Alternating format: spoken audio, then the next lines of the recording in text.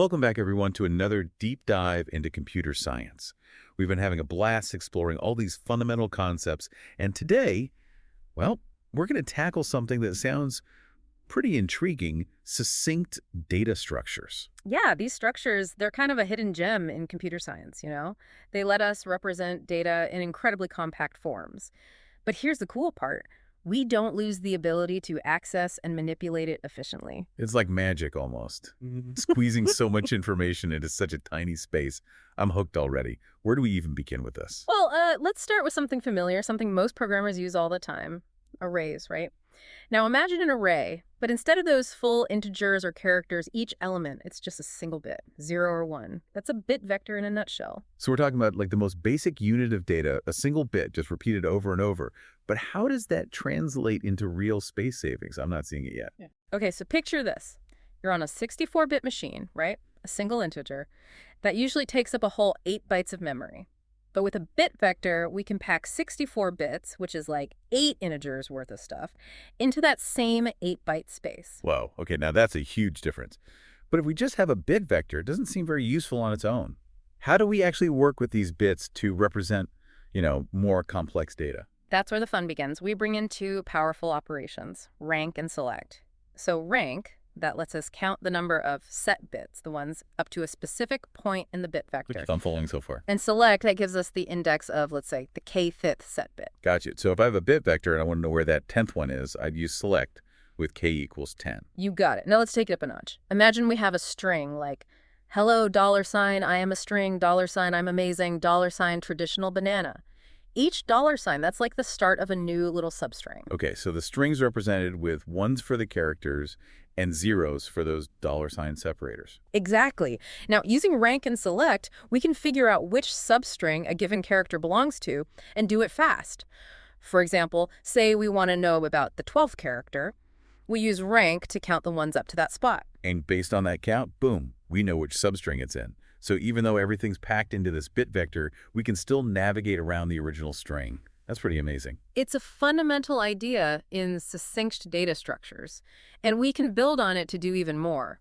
But before we go there, there's another kind of bit vector we ought to talk about, the sparse rank select bit vector. Sparse, does that mean like it's a bit vector but with way more zeros than ones? You got it. When we have tons of zeros and just a few ones sprinkled in, we can optimize things even further and save a ton more space. So it's like a special kind of bit vector, perfect for situations where the data is, well, sparse.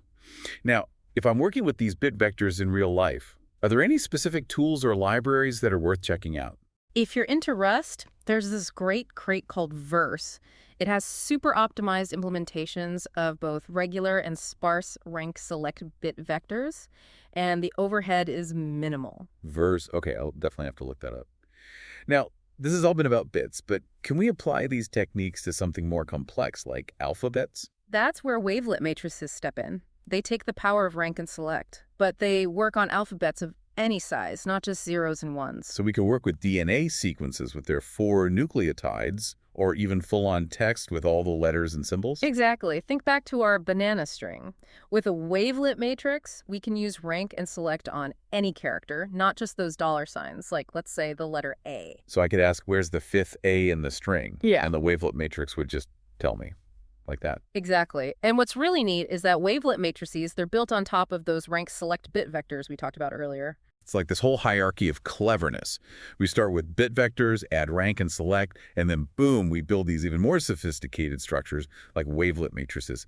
It's amazing how it all fits together. That's what I love about computer science. We take these fundamental concepts, build on them, and come up with some really powerful and elegant solutions. And guess what? The verse crates in Rust, it gives us both rank, select bit vectors, and wavelet matrices in a package that's easy to use and really performs well. Wow, Verse is sounding more and more versatile by the minute. This is all really impressive, but how does this actually play out in the real world? Can we use these structures to solve actual problems? Absolutely. Let's talk about the FM index. This data structure, it leverages these concepts to store text compactly and do super fast substring searches. Substring searches, that sounds perfect for anyone dealing with like mountains of text data. When does this become really powerful? Imagine you're working with these huge data sets like genomic sequences, or you're building a search engine, and it has to go through gigabytes of text. That's where the FM index comes in.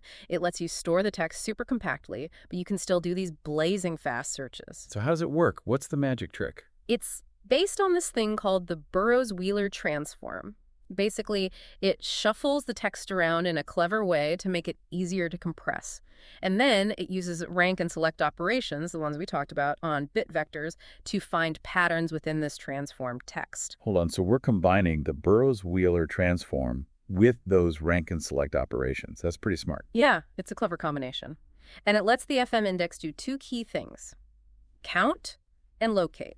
Count tells you super quick how many times a pattern like a substring shows up in the text. So if I was looking for a specific gene sequence in a big DNA data set, count would tell me how many times it appears. Exactly. And locate, that takes it a step further. It tells you how many times the pattern shows up and gives you the exact positions of each occurrence in the original text. So I could find the exact spot of every instance that gene. That's incredibly powerful, especially for something like bioinformatics. It is, and there's a really good Rust implementation of the FM index in this crate called, well, M-index. And you know what? They recently made it way faster by using the verse crate for its rank select bit vector implementation. Verse is popping up everywhere in this world of succinct data structures. It's amazing. But I'm curious, we've talked about strings and sequences. Can we use these concepts for more structured data, like trees? Absolutely. Let's talk about balanced parentheses trees. This is a cool way to represent trees compactly using, you guessed it, parentheses. Parentheses, huh? Taking me back to my coding 101 days. How can parentheses represent a whole tree? It's actually pretty elegant. Picture a simple tree, a root node A, with two children B and C. Okay, got the classic tree structure in mind. The balanced parentheses representation for this tree would be the outer set of parentheses, that's the root node A, and the two inner pairs, those represent the children B and C. So each set of parentheses, it's like it neatly holds a subtree. I'm starting to see it. Exactly. Now here's the cool part. We can encode this parentheses representation as a bit vector. We use 1 for an opening parenthesis and 0 for a closing one. So our little tree example, that becomes the bit vector 1 when 100. I see where this is going. Rank and select are back in action. You got it.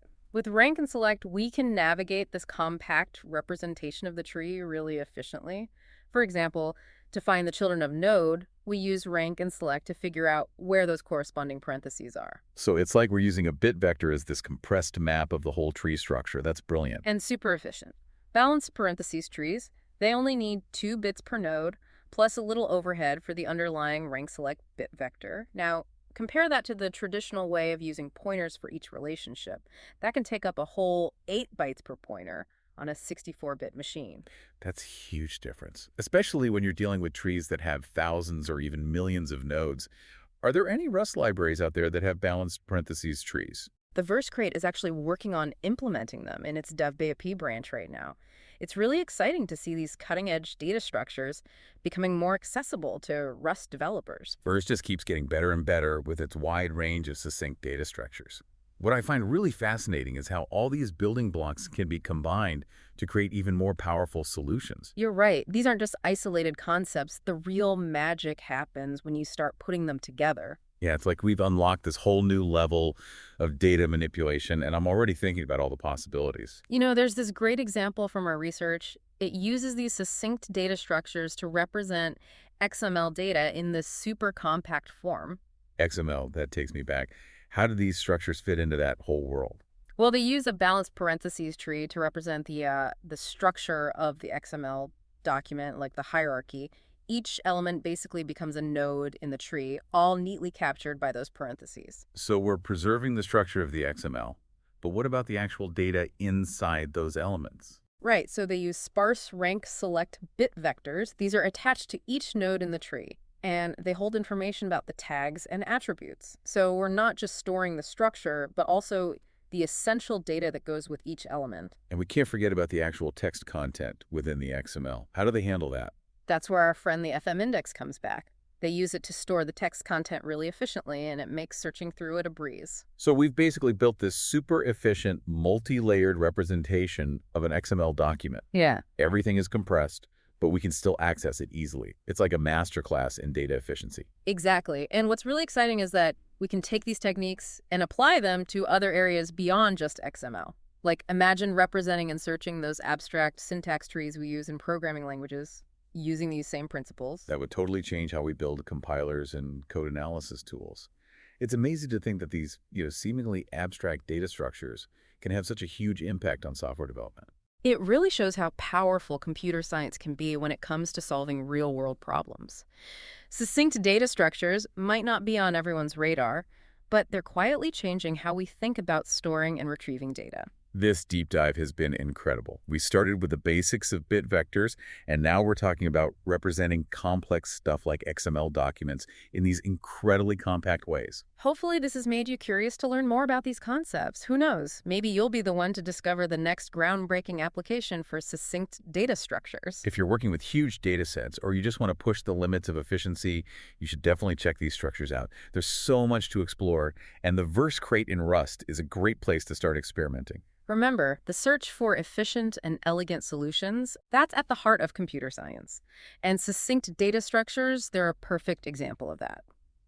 Thanks for joining us on this deep dive into the world of succinct data structures. Until next time, happy coding.